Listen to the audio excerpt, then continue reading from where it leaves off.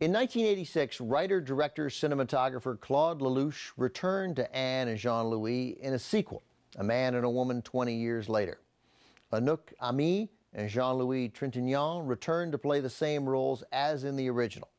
In the sequel, they've split up, but Anne, who has become a filmmaker, decides to make a movie based on their old romance, and the story moves forward from there.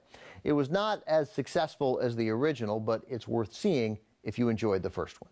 Up next, we wrap up our look at the 5 Best Actress Oscar nominees from 1966 with Ida Kaminska in a movie made in Czechoslovakia. Tonight on TCM's 31 Days of Oscar, Ida Kaminski nearly gets the gold as a shopkeeper in the shop on Main Street. Then Robert Montgomery has his head in the right place to earn an Oscar nom for Night Must Fall. And Charles Boyer's Napoleon gets a nod from the Academy in Conquest.